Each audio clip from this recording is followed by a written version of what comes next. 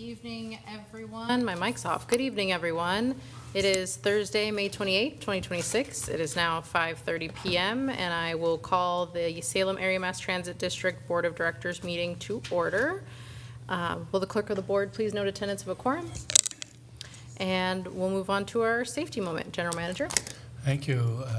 We do not have a safety moment unless someone has a hip pocket one ready to go.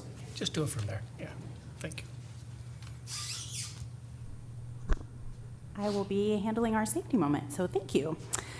Well, many of us know that May is Mental Health Awareness Month. Not all of us know that May is also National Electrical Safety Month.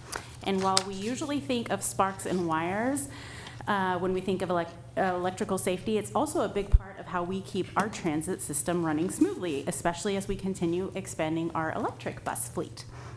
So for our operators, we encourage them to always be mindful when pulling into the yard near charging equipment, and maintenance teams should always double check their PPE, and all of us should always be mindful of lockout, tagout procedures, even if we aren't authorized to work on equipment. As passengers, if we ever see exposed wires or malfunctioning electrical components at stops or on buses, we need to report them right away. And electricity powers our system, but awareness powers our safety. So let's stay energized and alert out there, and that concludes my safety message. Thank you very much. All right. We have no announcements or changes to the agenda, no presentations, and that brings us to public comment. Do we have any members of the public present that would like to provide public comment? As a reminder, we have 3 minutes, and it sounds like Tyler. You guys are too fast tonight. It's not an issue. We're expedient.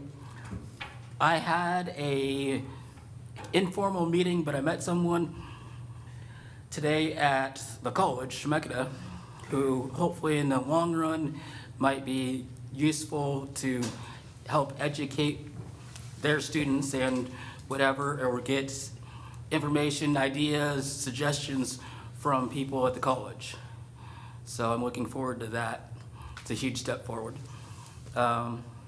Otherwise, things are going fairly well, as best as they can. And I'm excited to see the new fare boxes. Question I have is, one going to be available for people to look at, like to tour or whatever before? Were there any plans to make one available to show people how they worked? I've had a couple questions about that, but that's just an idea. If you guys could organize that, that would probably be useful. Thank you. But yeah, thank you. It's good to see you guys. It's good to see you too. And I think we'll have staff answer that question later on, or do you want to answer that now? You want to answer, Tom? Tom? Yeah, thank you, President Enos. President, yes, we will be having a fare box available in the customer service lobby as we start rolling these out. Installation doesn't begin until next week, and then they won't be out in revenue service until probably the week after that. Okay, and with that, I would assume that then by Instagram or customer service, we'll be able to figure out an announcement of when that'll be. Oh yeah, we've got social media messages out there. Sandra, No, I'm just saying, so we know what day and time to come look at the fare box. Oh yeah, yes. Cool, thank you. Wonderful. Thank you very much. I see no other members of the public. Do we have anyone virtually? I have one virtually. Hello, yes, my name's Eleanor McTire. I'm a member of the public, and I would like to speak. Thank you. Yes, of course. Go ahead, Eleanor. Okay, thank you so much. Mr. Pollock gave me the information and credentials to join the meeting. I just have a humble request. I'm a new resident of Salem, and I received I'm starting a job with the city as an urban forester. I start on June 1st, and the start time is at 6 a.m., and I did some inquiring with the Cherriots, and unfortunately the bus routes I need, number 4 and number 7, don't start early enough to get me to the location of the Public Works building at 6 a.m. So I'm just doing my due diligence and exploring all avenues to submit a request to extend the hours of those routes. And I have the address of the location where I need to be at 6 a.m. for the City of Salem Public Works Parks and Recreation Building, as well as my starting address, if that would help. I think that we can get you connected. We'll have staff continue to look into this, but please don't share that publicly right now because anyone could have that information. Yeah, yeah. We have her contact information. Okay, wonderful. But yes, thank you very much, Eleanor. Thank you so very much for having me. Thank you. Thank you for coming and for bringing that request to us, and for reminding us the importance of making sure that we have expanded hours because folks don't necessarily work traditional 9 to 5s. All righty. I think that concludes our public comment portion. No one else is online. And that moves us to our consent calendar. Do I have a motion to approve the consent calendar as presented? I'd like to make a motion that we approve the consent calendar as presented. Thank you. Second. We have a Second. motion and a second. All those in favor, please say aye. Aye. Aye. Aye. Motion passes unanimously. Thank you very much. And that brings us to our action item, adopt resolution number 2026-08, approving the statewide Transportation Improvement Fund Advisory Committee ODOT 5310 Formula Funds recommendation. General Manager. Yes, if Chief Ula Zoom would please come forward. And also the Chair of the Advisory Committee, Marcia Byers.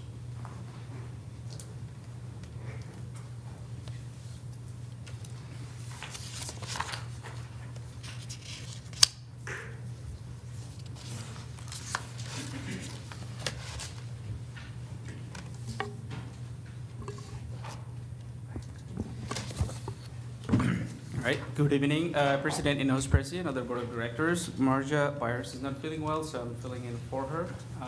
But she's still here in case you have any question, and I'll be there to support her. I'm here to present the STFEC recommendation for the FTA 5310 grant funding. The purpose of this Section 5310 grant is to enhance the mobility of seniors and people with disabilities. In that whole selection process to allocate this funding has to be aligned with our coordinated plan, which was adopted by this board back in March 2024, and it is still the latest version. And the project must be listed on that coordinated plan. ODOT opened the solicitation on March 16, 2026, and following that, we have published a public notification to allow other public transit service provider to apply for this grant application. And it was published on our Salem Reporter newspaper on March 27th. And also we have published the same public notice on our webpage, both in English and Spanish version. The application was up for about a month, and after that we have received 3 applications from 3 providers. This year we have a little bit different combination of grant funding. Historically for FTA 5310, federal pass-through, FTA ODOT pass-through money.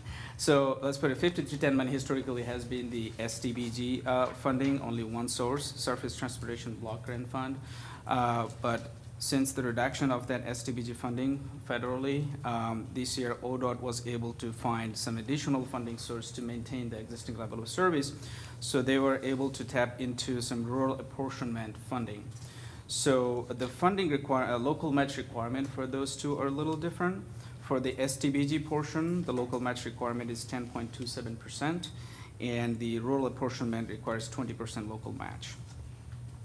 Net increase from the last biennium to this biennium is about $55,264. That's the net increase. And the total available funding for the upcoming 2 years is $2,366,565.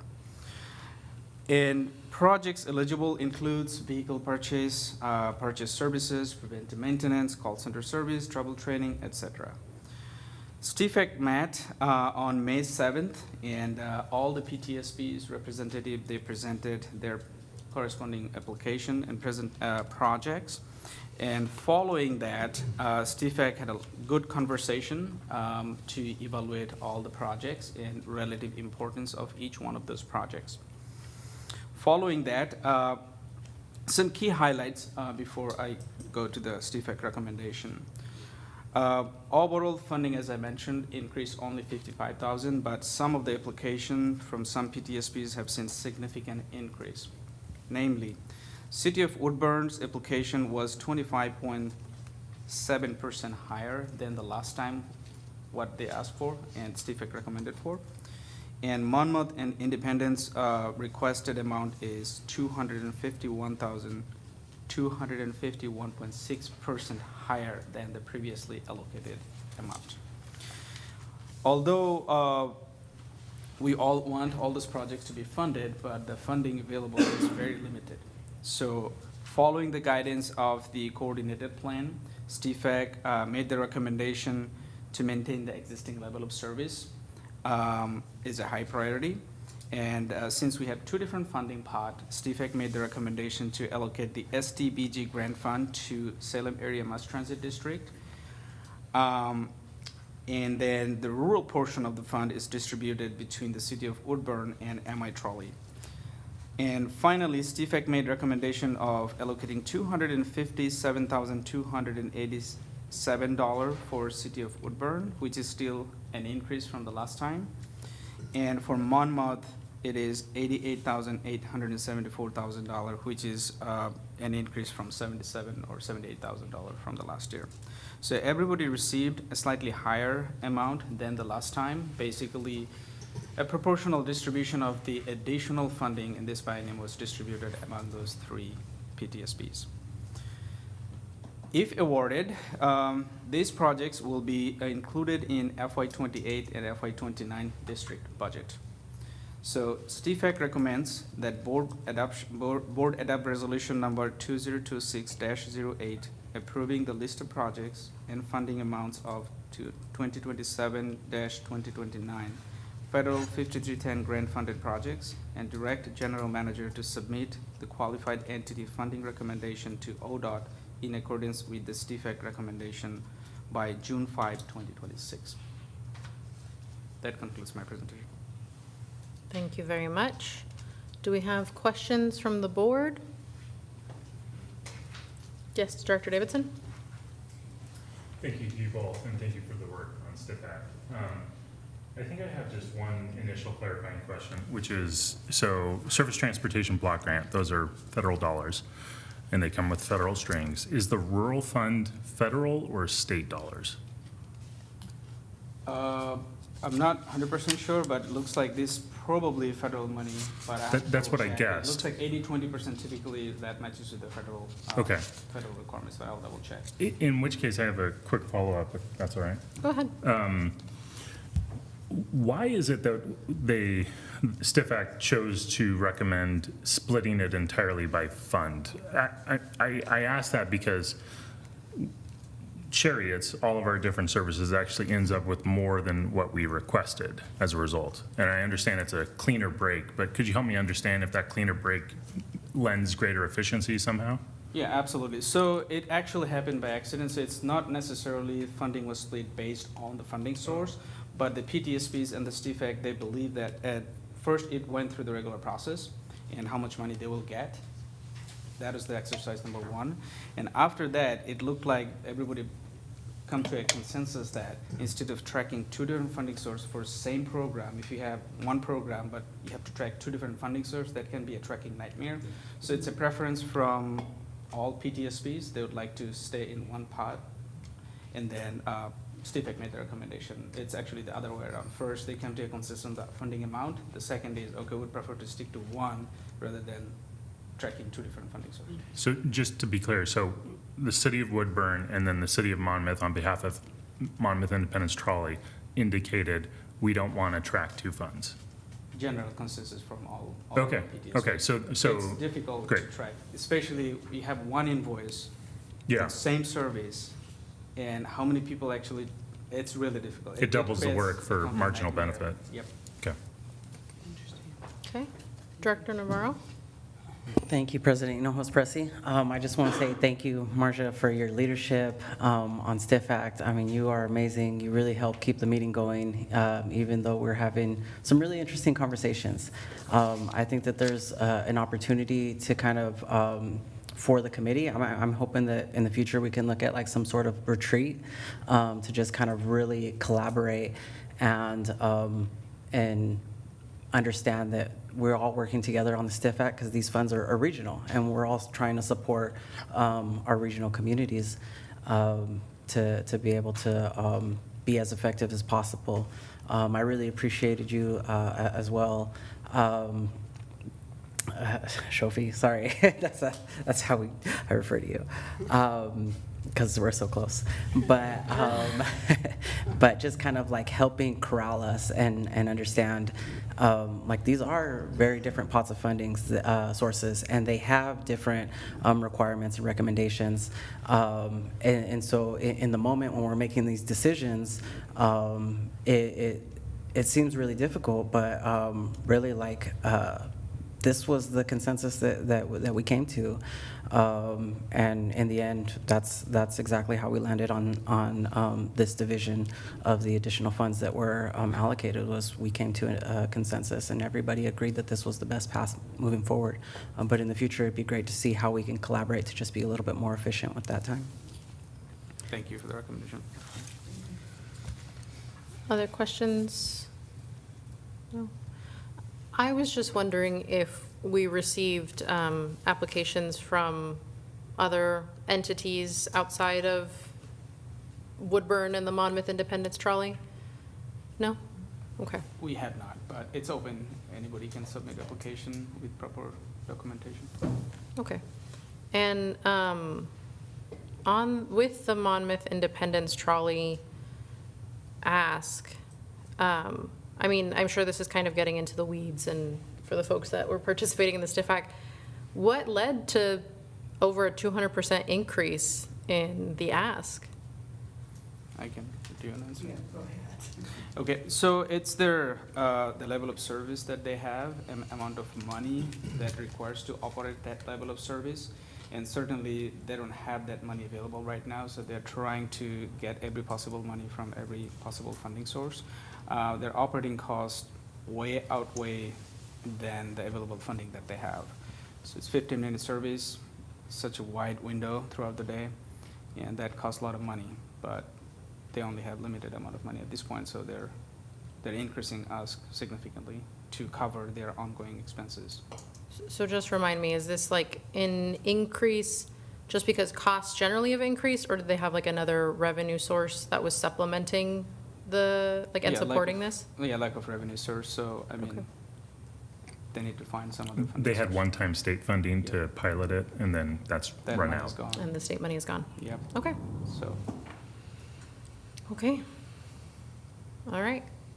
If there are no other questions, I move that the board adopt resolution number 2026-08, approving the list of projects and funding amounts of the 2027-2029 federal 5310 grant-funded projects as recommended by the STIF Act, and direct the general manager to submit the qualified entity federal 5310 grant funding recommendation to ODOT in accordance with the STIF Act recommendation by June 5th, 2026. I'll second.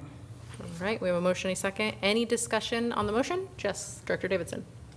Thank you. I have a lot of thoughts about this. And so first off, thank you again for your presentation.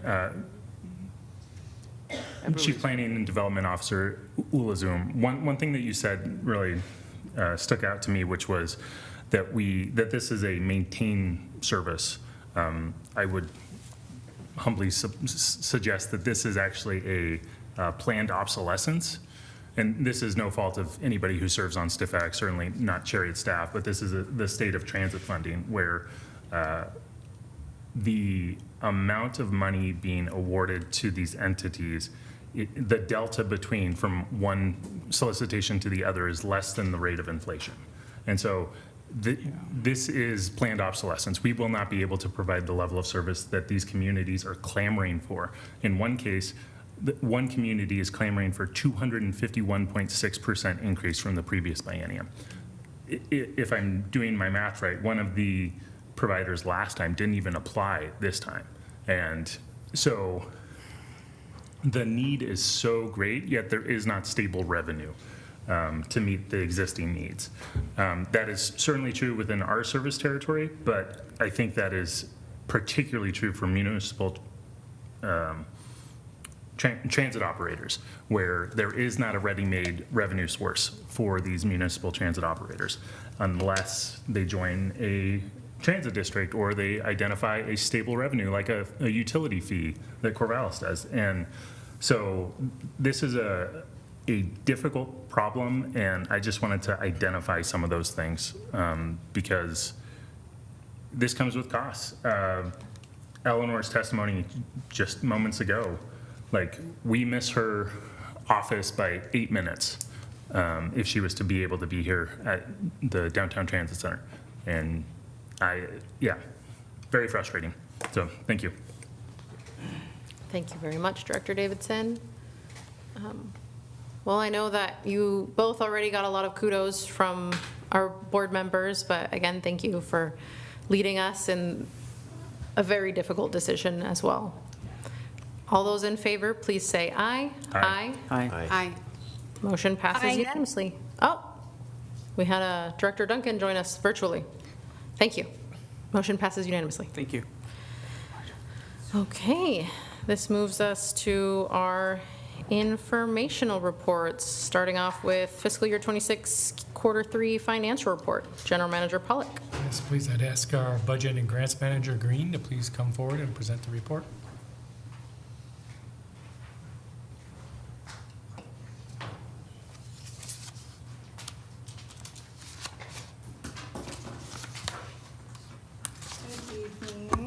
Good evening, Board President Amy Holz-Pressy and members of the board. I have the third quarter financial report for you. This is an informational report only, and attachment A has the overview for you. So as we know, the board adopts a budget for the district on an annual basis. The budget is a plan containing the district's resources and requirements. The quarterly financial report provides that information on how that's being implemented for the general fund, transportation programs fund, and capital project fund. The financial report also shows a comparison of budget to actual. And as of third quarter, all three funds are within budget. For general fund revenues, the passenger fares are currently at 68% of the annual budget. And we've received 99% of the annual budgeted property tax revenues, and likely will meet 100%, if not slightly over at this rate. And then the miscellaneous revenue, you'll notice at 116%. This is due to some one-time and unexpected credits that we've received. Generally, this is an account that would have just small incremental revenues come in, like the sale of scrap metal. But we had, for example, an accident insurance credit from a prior period, or actually a couple of prior periods that came in. Also, the investments, interest on investments is at 69% of the annual budget. And in total, general fund revenues are at 72% of the total annual budget. General fund expenditures in total are under budget at 68%. And all divisions in the general fund are within the total annual budget in total. Transportation Programs Fund, the passenger fare revenues are at 52%, and federal funds are currently at 54% of annual budget. The state STIF funds are currently only at 50%, and state funds and non-STIF formula funds are at 64% for quarter 3. The Transportation Programs Fund expenditures are at 69% of total annual budget, and all programs are in line with the budget. Capital Project Fund revenues are at 40% of the annual budget at the end of this quarter, and that is quarter 3. And the Capital Fund expenditures are also at 40% of the adopted budget. A large part of the capital projects are within major projects that are in progress, some of which we anticipate carrying over until the next fiscal year. With that, I'd be happy to answer any questions.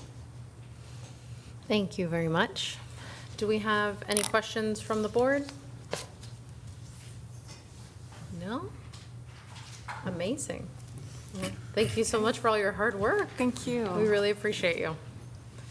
All right, moving right into our strategic plan report. General Manager?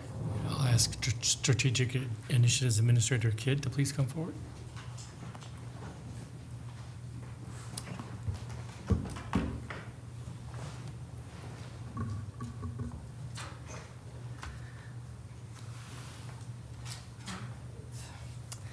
Good evening, President Hinojosa Presi and members of the board. Very excited to be here this evening to discuss the quarter 3 of fiscal year 26's strategic plan, work plan progress.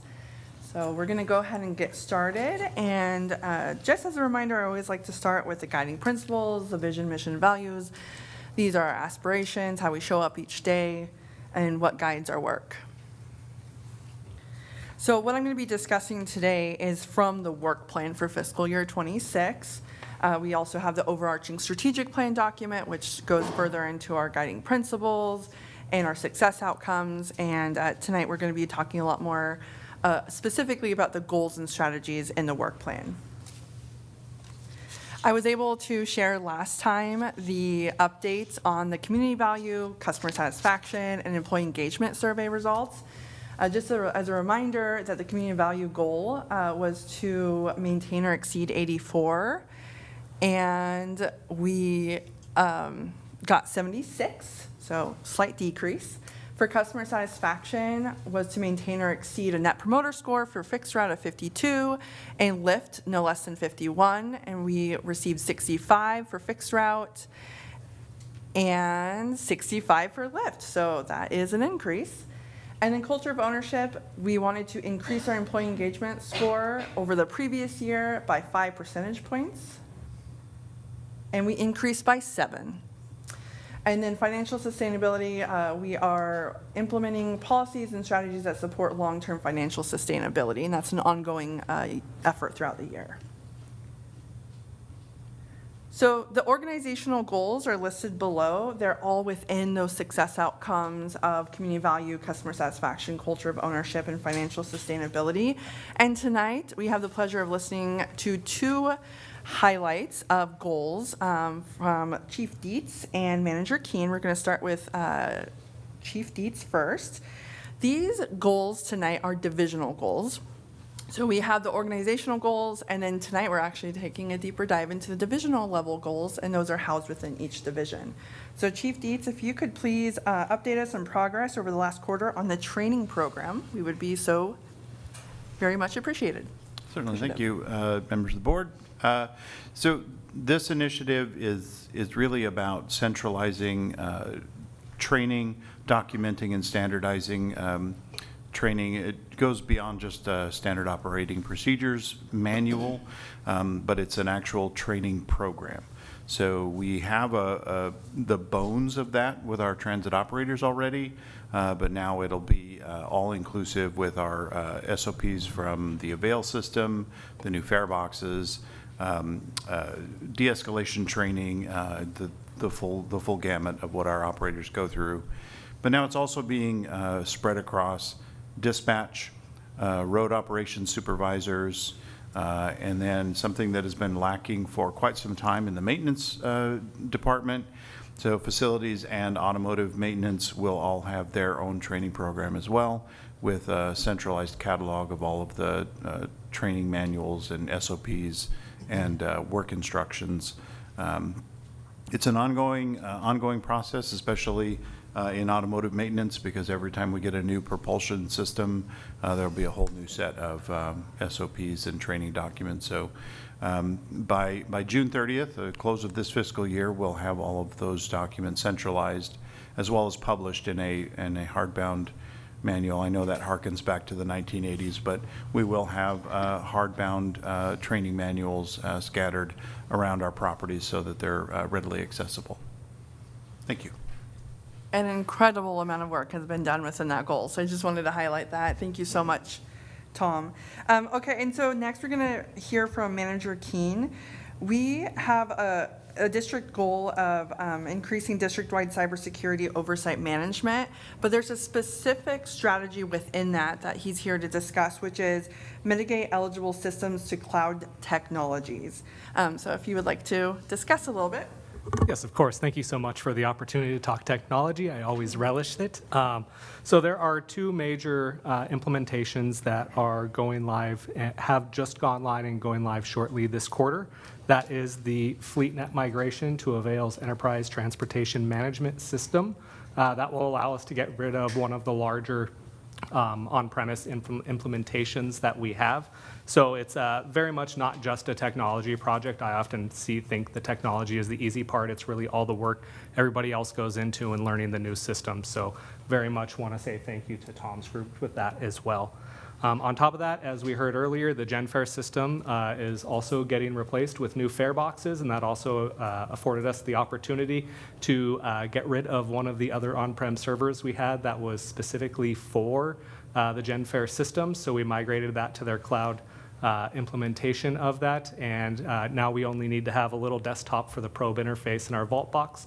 So excited to get those accomplished and also continue to move systems up to the cloud where available to downsize our infrastructure costs. So thank you. Any questions on those? Yes, Director Davidson. Thank you for the presentation. So could you talk me through how moving to the cloud saves us? So obviously it saves us on infrastructure costs. Is it known at this point whether it will save us in net costs? I think that it certainly can save you a net cost when you move to cloud products. One of the challenges is it's not often in either or in the way technology is going. Software vendors are moving their services to the cloud and are supporting less and less on-prem. So you could hold on to those as tight as you can, but like with FleetNet, we will find ourselves in a place where they are very close to no longer supporting it. We were actually their last client that were still on FleetNet, so they were excited to move us off, as excited as we were to move off of it. I would also say that moving off of having a larger on-prem infrastructure opens us up for the opportunity to have staff spend time on more value-added projects instead of maintaining servers and switches. No, we'll still have switches, but not as in-depth of a networking architecture at that front. So focusing more on the work that people are doing and then how they're using those cloud systems. So yeah. Thank you. I have one more. Go ahead. So I know with the advent of GenFare on the buses, there is a possibility of open loop payments. Any announcements you want to break? No announcements. Okay, I shot my shot. You say, no, not yet. Okay. Anything else for Manager Keene? Thank you so much. Thank you. Okay, so thank you both for sharing. A lot of exciting work happening throughout the fiscal year, and as we wrapped up Q3, it's really cool to see these pie graphs go from mostly in green to some dark green and some dark blue and lighter blue. What we're most excited about is the lighter blue section, which are the completed goals already in fiscal year 26. We have 11% of our organizational goals complete. That equals one organizational goal, which is internal Cherriots committee alignment. That is complete, so great work on that one. We do have also one organizational goal deferred, and that is established district financial policies. Work's being done, but with some staff influx, that some of that work's going to be deferred, a lot of it, to next fiscal year. And then we have 78% of organizational goals in progress, which is 7, because we have 9 total organizational goals. So I'll direct your attention on the right-hand side, which are the divisional level goals. Those are the 2 that we just heard about, 2 of several. We have 1 deferred, and then we have 3 complete. I will list those off, which is enhance IT operations through automation and process improvement, optimize benefit messaging and outreach, and then district performance report. So as of the end of quarter 3, those goals are complete, and then we have 67% still in progress.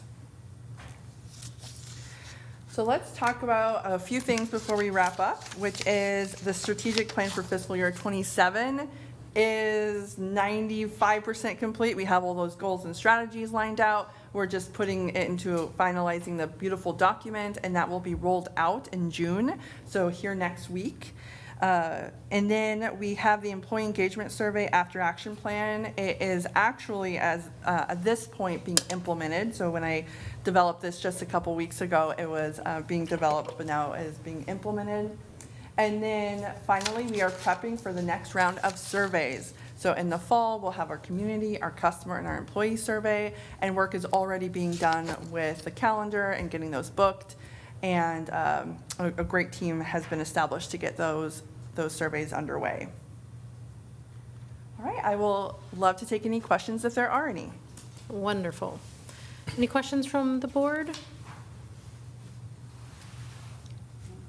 No?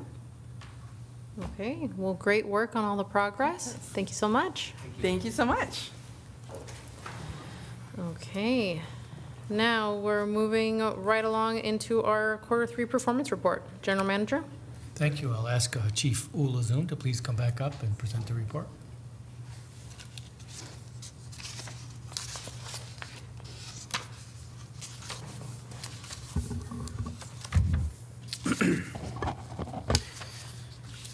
Thank you, President Inos Presi and other Board of Directors. I'm here to present the fiscal year 2026 quarter 3 agency performance report.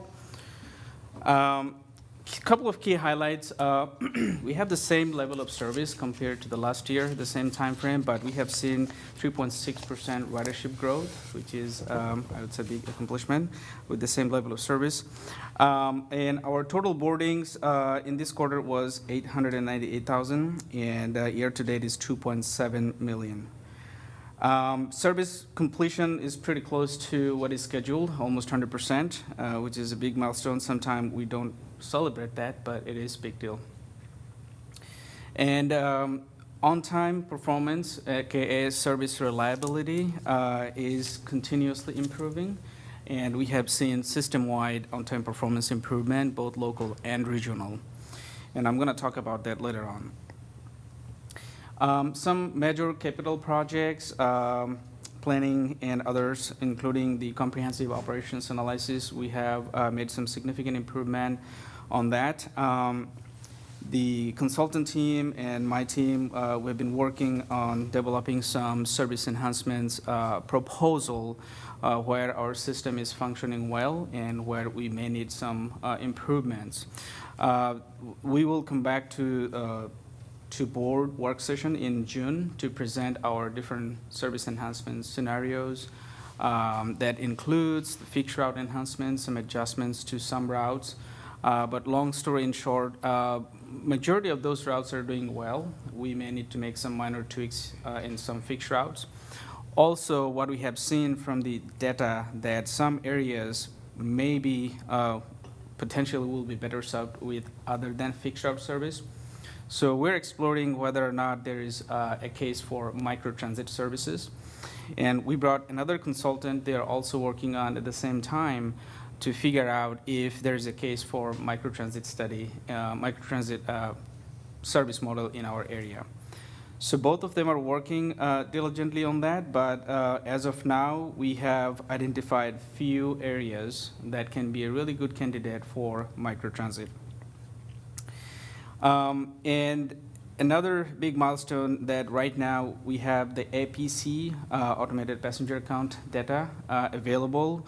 We have invested on this software last year, so right now we have reliable stop level ridership data. And why this is important, because this is one of the key elements and essential elements for all of the study and our decision-making process.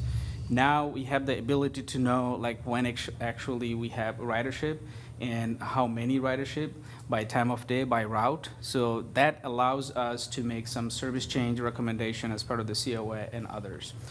So the ROI on that investment is huge. Going back to the next slide. Okay, so this is about last 12 months, not last 12 months, last 9 months worth of ridership data for both, daily ridership data for both local and regional services. Pretty much flat since we have the same level of service. On little dip on the local services, you see like last year in FY25, in the month of February, we have a little less ridership, and also just a reminder that we had a couple of snowstorm events and weather events, so that's why the ridership was a little low last year. So that's why we came back to normal. Let's put it this way. Last year it was a little low.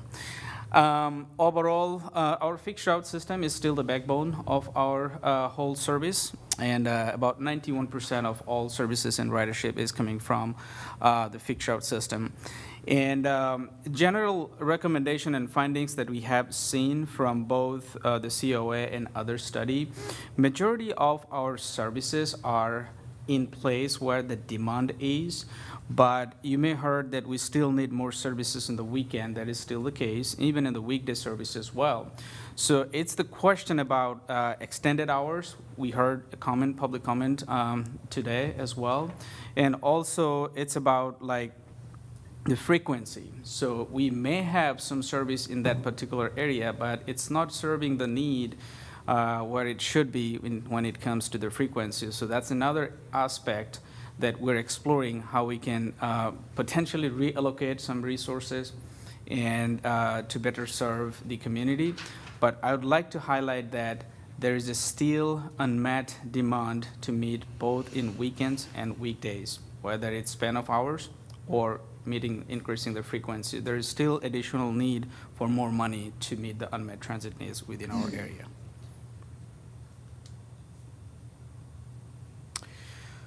Route productivity-wise, pretty much similar results compared to the last year, so no significant changes in there. Same familiar routes, Route 21, Route 19, pretty much consistent on weekdays, weekends. One of the key things that you may see, there's a trend that the highest ridership routes tend to be more productive as well. Productive means ridership per revenue hour. You look at Route 21, Route 19, those also have total ridership is probably second or third. They compete all the time. And so this is another way to say that we have our routes where the demand is, but yet we still need to meet those areas where we don't have enough frequency or span of hours. And also, interestingly, in the Salem and Kaiser, in our service area, what I have seen, now we have the APC data, ridership is not like peak in the morning. It's somehow between 2 to 6. In that window, we have the highest ridership. And also, maybe because maybe the type of jobs and people that they go to, and some demand. So we're working on that, how we can better fit our services in those particular area. Also, we have seen some hours, there is only 1 or 2 rides in the entire period. So we're exploring all those possible options, how we can better allocate our resources and maximize our output. All those works are in progress. And also another angle that we're looking at is where the ridership is. And if you remember, board adopted a resolution that 75% of our total resources should be allocated to our corridor services and 25% in the coverage routes. As of now, we're pretty close to our goal, 77% right now allocated to corridor routes, and which generates about 89% of our total ridership. But one good thing about the coverage routes, they are improving. So we have seen some improvements in terms of the productivity in the coverage routes. So that's a good sign that it's picking up, even though the resources are pretty much same, no increase from the last year, same time frame.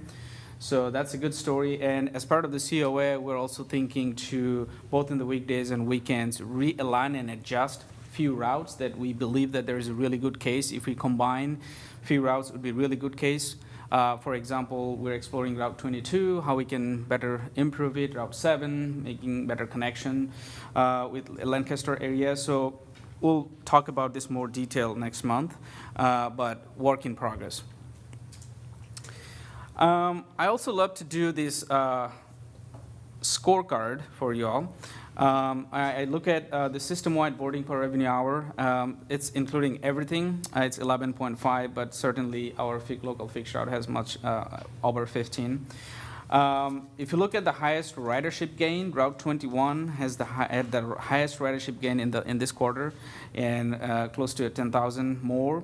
And some honorable mention include Route 4, 2, and 5.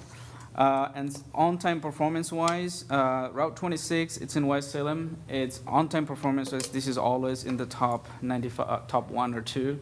But the ridership is not there, but it's serving. It goes there on time, so that's consistently the case. Some honorable mention is Route 27 as well, and Route 12 and 16. Route 12 is hourly, but it serves on time. Most productive route, which is boarding per revenue hour, and again, it's Route 21. We had really productive route in there. We moved a lot of people, and especially in the weekend as well, we've seen significant increase in the productivity and overall demand on the Route 21. But combining all those three factors, on-time performance and productivity and total ridership gain, Route 21 is yet again the winner and is most productive route, most successful route in our entire system. On-time performance-wise, we have seen a significant increase in the service reliability system-wide for both local and regional. If you look at those last year comparison, on-time performance was 85.2%.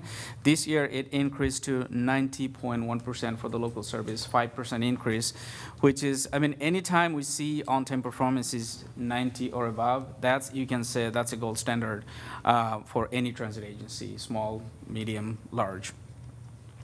So part of that is contributed by the early reduction of the early. It was pretty much close to 8%. Now we're looking at 3%, although our goal is to stay in the 0%, but still it's a significant improvement. So meaning that operators are not leaving their times the stop before they should be. So that's a huge improvement.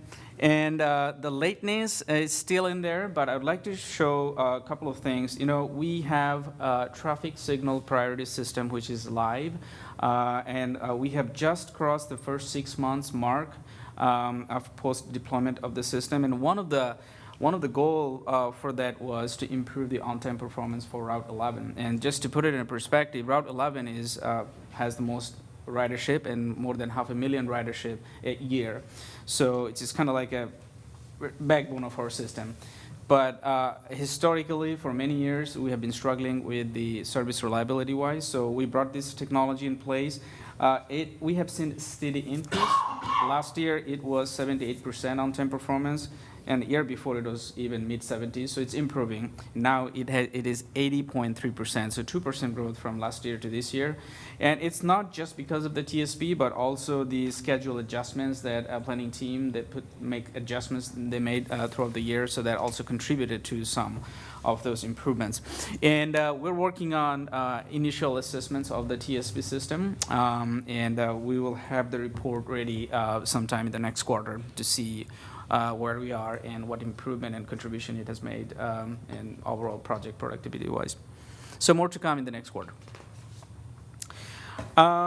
Few snapshot. I'm going to go over this quickly. The Youth Zero Pass program, nothing new to mention, but a couple of highlights. First time after many quarters, we have seen some increase in ridership after dipping into for series of quarters. Overall, we have seen about 11% increase in the local and some about just a little over 1,100 reduction in the regional, but overall net positive zone.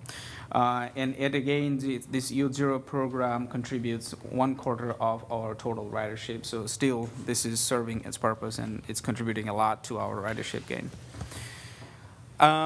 Cherriots lift and contracted services, and no major updates other than I'll just highlight a couple of things. Ridership remained pretty much steady, and there is no significant change in the program overall. And all the other metrics like shared ride is still in the mid-60s. and ridership rating is still remained very high.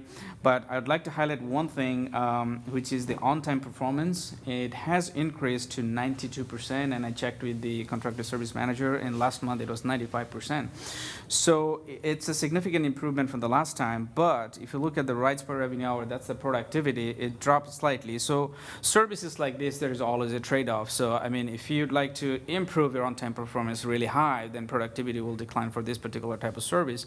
So so that's the thing that we're trying to figure out. Are we happy with 90% on-time performance, but maybe a little over 2 productivity, right, per revenue hour? Or it's always a trade-off. So this is something I think the board or we should be just be aware of the fact. But OTP is increasing significantly. The Benpool program, nothing new, pretty exciting stuff, and it's doing its thing. But still, we have seen pretty much 1,900 more passenger trips in this quarter, which is huge.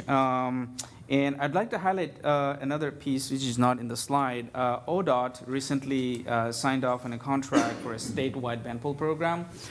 They have reached out to us, and we'll work with them, and potentially they're going to launch the statewide Benpool program sometime this summer. And what does that mean for us? More to come in the next quarter, but we're hoping some good stuff for us as well. So since we're the gold standard, or we're the example what Benpool program should be in for the state of Oregon. So more to come in the next quarter. Some safety and reliability trends. So everything checks the box. Nothing crazy out there, so that we don't want to be anything crazy out there. So most of those are pretty much aligning with the goals and targets, and preventable accidents less than 100 miles, and both for road calls, those are all aligned with our targeted goals. And the electric bus, it's been a while, more than a year right now. So it has promises, but it also comes with a lot of challenges as well. So the DTC, I mean, not the DTC, I mean KTC, Kaiser Transit Center, I mean the on-route charging, we have some challenges that we're working through, but overall the depot charging at Del Webb working fine. Our buses are using mostly those. And we have recently received 12 new BEBs, and I think they're still going through licensing and all the other processes before they can be on the street. But I think there's no major updates on there other than some challenges in the charging side, but it's doing its thing as expected. Few major highlights in this quarter. I'd like to give a shout out to the team, entire team Cherriots, for launching the redesign of Route 80X. If you remember that, this is some good changes, which includes addition of weekend services first time, and also adding a stop at the Woodburn Premium Outlet, which is also another big deal. And what does that mean? We're still exploring. It's still early. We're gonna probably give it some time to see the ridership impact because of this, because everything takes some time to catch up. So more to come on that, but we have launched it in collaboration with Woodburn and some connection with Smart as well. So it's a big impact. It has a big regional impact, let's put it this way. And then I think this came out in multiple conversation about how we can improve accessibility and overall ADA accessibility and other accessibility at the bus stops. So in an effort to that, and also it was a board priority as well, so we have installed 23 new semi-seats in this quarter, and 2 more to go, and which I'm hoping that will be completed in the next quarter. So this is huge, and we're going to continue doing that, not just the semi-seats, but overall improving access to our bus stops and also ADA accessibility and all other amenities as well, depending on the need of any particular bus stops. So it's going to be an ongoing process. As I've highlighted, overall, even though our service level remains same, but we have seen some good stuff to highlight. One is ridership is slightly increased, and it's on the positive trajectory. And then also service reliability in the 90%, which you all should be proud of, entire team Cherriots and you. And emo adoption is also above 40%, which is also another big, in my opinion, professional opinion, a big milestone that we have a lot of trips are in emo. So it means that we have a lot of data, so which data those can be used for many decision-making purposes. So more we have on our online platform, better we are. So shout out to the entire team. And then some major projects, East Salem Transit Center. We are doing a site selection project at this point. And we have done a couple of workshop and tabling events both in this quarter at Chambacata Community College to get people's feedback, riders' feedback, and we got that. And we have also closed this survey. We have received over 340 responses, I guess, but don't quote me on that. But we have received a really good number of responses on that. We're analyzing them. And in the meantime, Cherriots team and consultant team, we have started working on the prototype design, basically how many bus bays we will need, and then and also other amenities, what is absolute need and what is nice to have. So we're exploring all those different things and considering the future expansion as well. So those are in progress, and I believe we would love to present update sometime in July to the board, overall project update. So sometime in July, more to come. In microtransit project, we have preliminary identified some zones, potential zones, but the details are work in progress right now. Some workshops scheduled in June, late June, more specific dates to be still TBD. For both COA, Comprehensive Operations Analysis, and Microtransit Project, we're going to probably release our survey on the week of July 6th so that people can offer their feedback. More to come on that. I think we're developing a story map. It's basically people can see what development are being proposed in their particular area as part of the COA, whether it's a good thing for them, bad thing for them. If not working for them, then what else we need to consider, so they will be able to choose one of the alternatives that we're proposing, or they can leave us their comments like, can you adjust this so that will better serve our needs? So we'll offer them those options as well. And then a few other things includes I think I've already mentioned that the APC data. So it's the first time ever in the district that we have reliable APC data, and it's really huge for us. And also received 12 BEBs in this quarter. The Cherriots staff internally, we have drafted a fair analysis. We're going through that process, and I'm hoping that sometime in the next quarter we'll present it to the board and engage public as well in the summer of this year. So more to come on that, and likewise for the microtransit and COA public outreach to be scheduled in the next quarter, I mentioned already. And then we have also, we're launching Enterprise Asset Management System, a new EAMS system in the next quarter that is scheduled, expected. And then Farebox replacement project, we're hoping that will be substantially complete in June, and hopefully, if everything goes fine, sometime in early next fiscal year, sometime in July, everything should be live. I think that's pretty much it. If you have any question, I'll be happy to answer. Thank you very much. Do we have any questions from the board? Yes, Director Davidson. Thank you, President. Chief Wool-Azum, you mentioned that I think at the June workshop we will be able to discuss potential route optimizations. Will that include both local and regional, or just local? Both. Both? Yes. Fantastic. I'm very excited to see that. Yeah, we have developed scenarios like by area as well, like West Salem. I don't want to spill all the secrets, but like low-performing routes, and what are the alternatives, what are the fixed route alternatives, what are the microtransit alternatives, and which one, and the pros and cons for each one of those alternatives, because there is no ideal solution for anything. So that will give the board to weigh in which one make more sense. Like fixed route, you can save a bus, but you can improve and make some adjustments to those, and maybe combining a couple of routes based on the historical ridership data now we have. So you will see all those details for both local and regional. So far, we have analyzed every route in our system, And majority of those are in good condition, but some areas require some attention. West Salem is one of them. South Salem is another one. And then we looked at the Northeast Salem area as well. So we divided every areas and what kind of services that we have and how we can improve them, and the cost restriction as well, which requires no additional money, but you can actually reallocate some existing resources to those areas and still get the same or better output. And some of those proposals will include, like, you need new money to really improve those areas and improve the accessibility. Great, thank you. Other questions? Yes, Director Carney.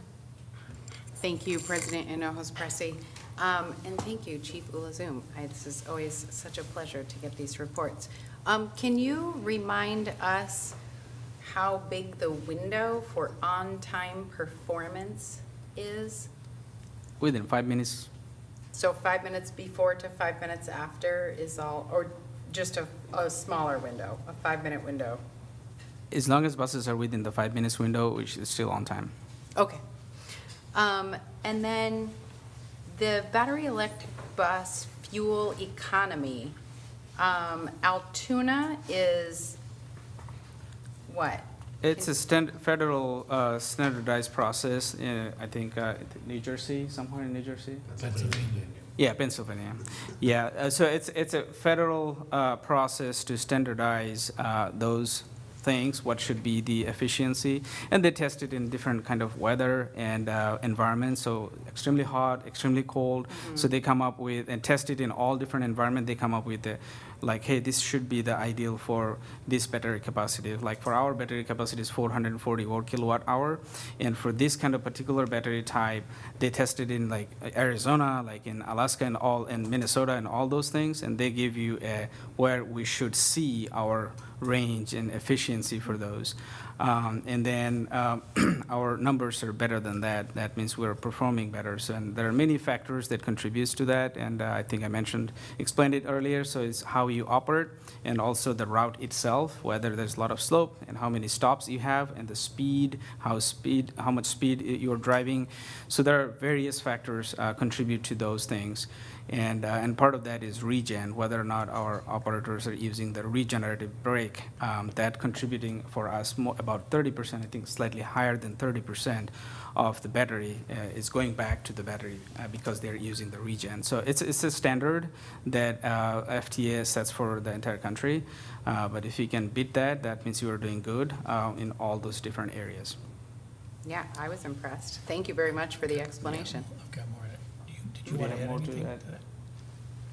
No, okay. So Altoona also is where bus manufacturers have to take their buses to get certified before they can sell them. Okay. Thank you. Wonderful. If there are no other questions, thank you for your comprehensive reports. Thanks so much. Okay, so that brings us to our general manager's report. Great, General thank you. manager.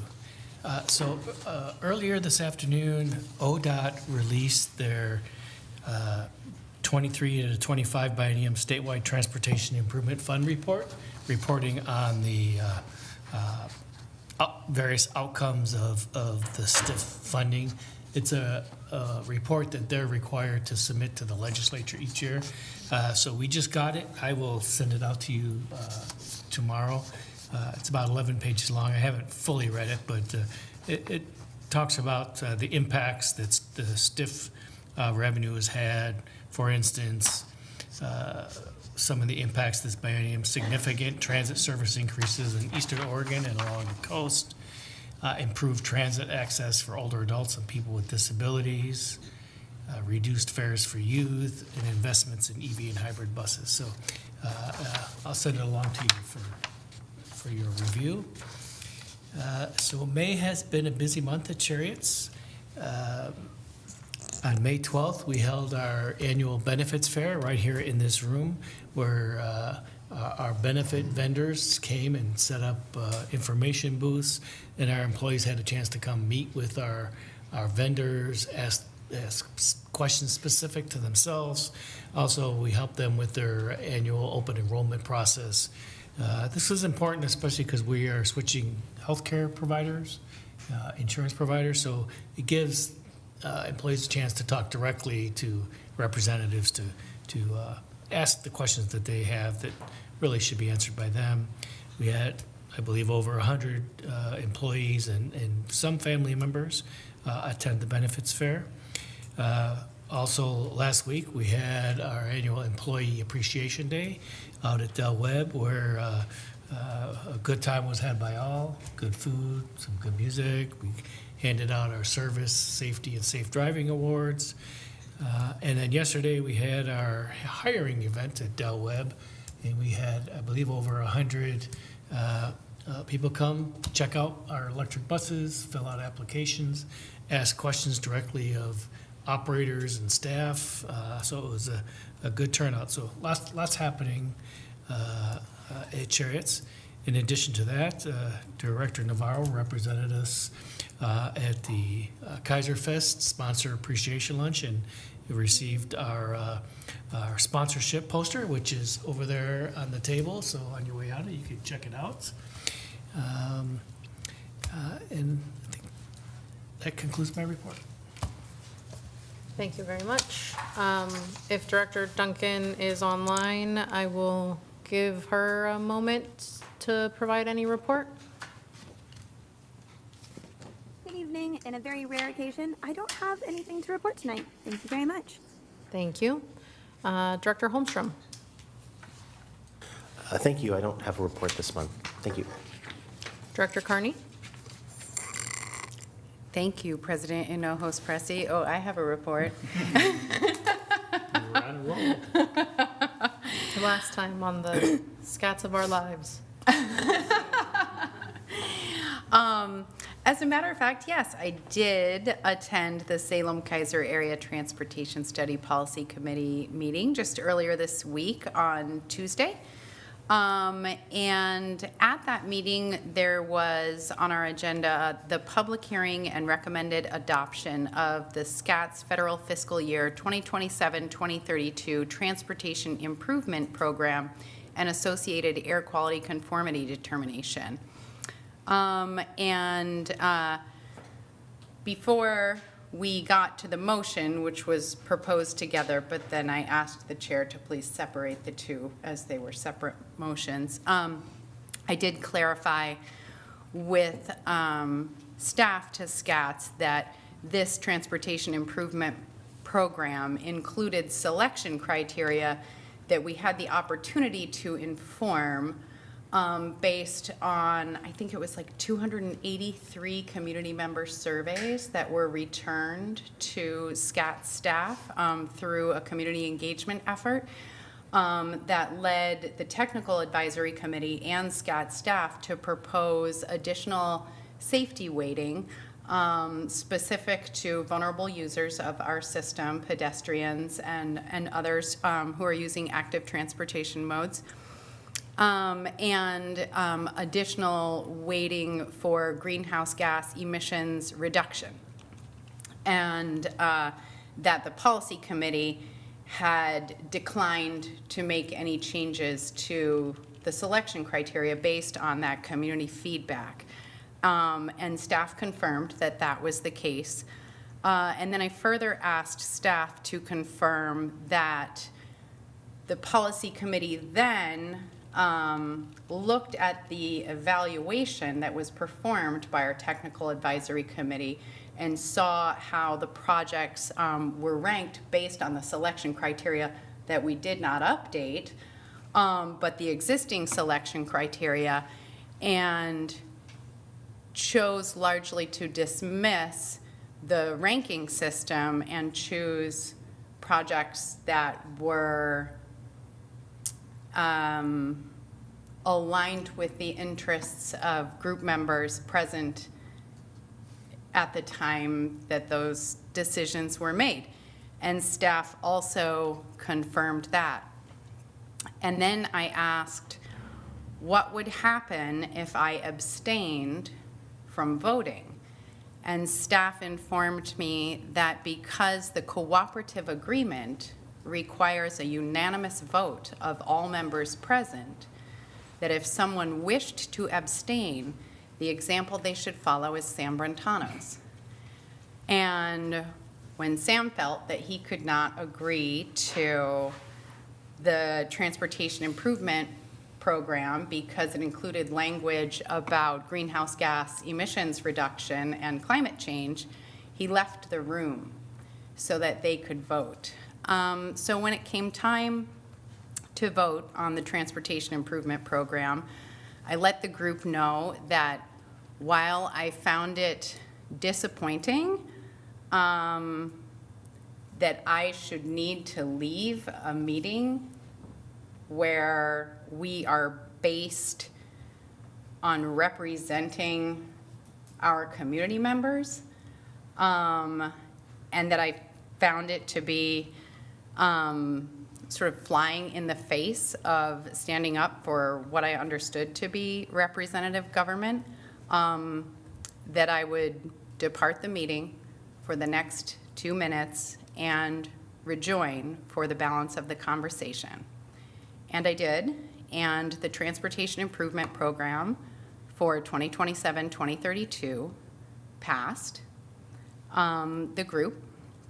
And then when I rejoined, and I did ask about this in our conversation about the tip, because as you may recall, we have had previous conversations here and with the SCATS Policy Committee about Polk County's desire not to pay for the planning funds to support sort of the ongoing work of the MPO and planning for the MPO.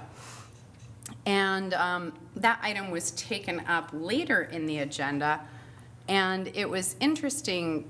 The recollection that staff had was that folks were fairly aligned in wanting to shift the financial burden equally from Polk County paying something to Polk County paying nothing and everyone absorbing the cost. That was not the recollection that our school board member had. And they also had not heard from the transit district because I had said I needed to come back and consult with this group, as had the city of Kaiser. And Kaiser said, we talked it over, we have no problem. And I represented our response as, you know, the concern about precedent setting, and the school board echoed that concern. And really the issue was largely unresolved, though the Unified Planning Work Program that includes the specific language about PL funding is included by reference in the tip that was adopted. So it's kind of a tangled conversation at this point, but I believe we as a group will be continuing to revisit the planning fund's contributions of different contributing members. Polk County is apparently firm in maintaining that it is not a cost that can be borne by the county. And trying to think if there was anything else at that meeting. Oh, and I did specifically request, based on our conversation here, about you know, if we are to sort of treat different members differently, that we revisit the cooperative agreement and look at our voting membership with a lens on population distribution and equity.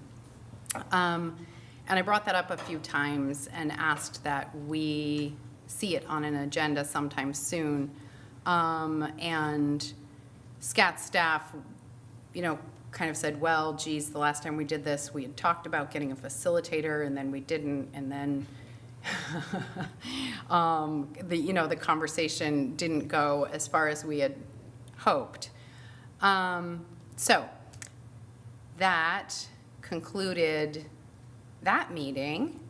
So we'll see what happens next month. And in other news, my new bus stop on Route 2 is just so great. And my kids and our on-time performance is not great, but we are working on it.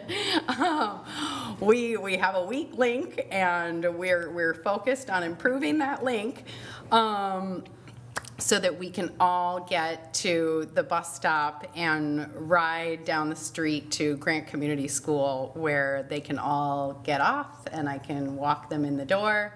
And then walk to my office afterwards. And I really think it's going to push those ridership numbers right up where you want them, Chief Ullazoom. So I'm just so delighted, and there is a lot of peer pressure among the group. I mean, when we are eating waffles, you know, there is like a criticism that is levied that is serious. And it's like, if you're not eating fast enough, it's like, this is why we missed the bus, right? So, future riders and today riders. So I'm loving it. And that concludes my report. Thank you very much. Director Navarro? Thank you, President Hinojosa-Presi. So I did get a chance to attend the Stiff Act meeting earlier this month. As you heard earlier tonight, it was a very lively conversation, and which ultimately came to a consensus on the recommendation that we got to vote on tonight. And we have another meeting in June, which I look forward to kind of carry on this conversation and see how we can improve some of the work that we're doing there. I was able to attend the Kaiser Fest and accept the award that you see on the desk over here. And I'm always excited to be able to do that and be a sponsor. I represent Cherriots as a sponsor of that event every year. It's always really awesome. And but upcoming events in Kaiser include Public Works Day, which will be June 17th at Kaiser Rapids Park.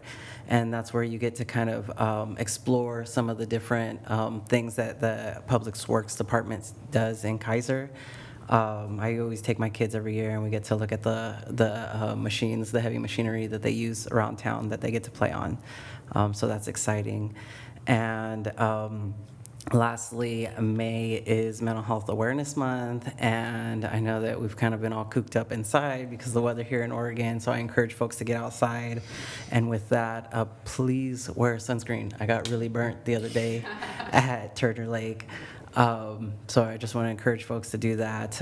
Get out and enjoy the sun. Sometimes mental health looks like going to counseling and taking medication, and other times mental health just looks like getting outside and enjoying the sun. If anybody is struggling with mental health, you can call 211 and they can direct you to some resources to be able to get connected to a counselor.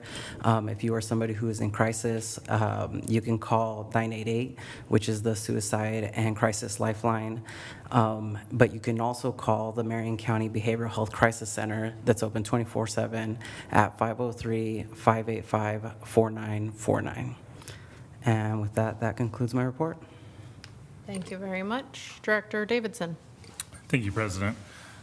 This last month, I had an opportunity to be interviewed by KSLM Radio along with Chief Rose. We were interviewed by Amanda and Barron as part of their, I think it's called Community Conversation is the name of their show. It was a great interview, opportunity for us to chat about Cherriots services and the benefit that we provide to the community. So great dialogue there. Earlier this month, attended the Rite of Silence, which is an annual event to honor and remember cyclists who have been killed on our roads and streets. This year in the Salem area, so far 2 cyclists have been killed and 4 total of traffic deaths in the Salem area. I've said this before, but I'll continue to say it, that more people will die on our roads than by homicide year after year. This is a public safety crisis that needs to be addressed at all levels of government. This is particularly important to us because our riders, as soon as they alight the bus, they are pedestrians or they are cyclists. And so I think it's part of our mission to ensure a safer built environment. And so, which I think is why the work at SCATS is so important. Also, in my personal capacity, I went to the school board, but I spoke about Cherriots. So the school board budget, as proposed, would have started phasing out of their contribution of the youth bus pass program. I thought that was an egregious mistake, and so I went to their budget committee and maybe didn't say quite that, but I did communicate that there is an opportunity to utilize other funds. In particular, thanks to House Bill 3014 from a couple years ago, school districts across the state can spend up to 5% of their transportation grant dollars on alternative transportation. And the definition for alternative transportation in state law includes bus systems like ours. 5% of the district's total transportation grant is in excess of $1 million a year. While I'd be happy with $1 million a year contribution to Cherriots, we're talking about $150,000. And so I hope to be able to report next month that they have continued to invest at least the current level so that we can retain that program. I was really struck by Eleanor's testimony, and unfortunately, as others have said, and as General Manager Pollock communicated by email, there's no easy solution to this. I see myself in Eleanor. I worked a parks job for several summers. I was able to graduate college debt-free largely because of that union job that I had. And if I did not have reliable transportation, my life would be radically different. And we are failing our community, and that is incredibly frustrating, particularly when we do not have the resources to make immediate changes. I like to be able to make changes quickly, and unfortunately, we are not in a position to do that. So, last thing I'll note is that I was doing some back of the napkin math as I'm off to do, and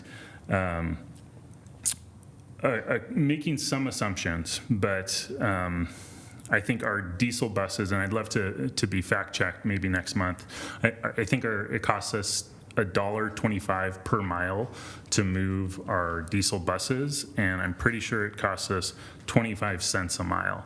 And so even if I'm off by 10, 20% in my calculations, 1/5 of the cost per mile is remarkable. And so by having a diversified fleet, we have a resilient fleet. And so I think that's one of the strengths of the current operation, where we have several different fuel types. So when and if there are shocks to the global fuel system, we have resiliency baked in, so we're able to provide long-term benefits to our community so that they can weather those resiliencies as well, along with us. That concludes my report. Thank you very much. I think we'll go ahead and close with that. So it is 6:52 p.m. and we are adjourned.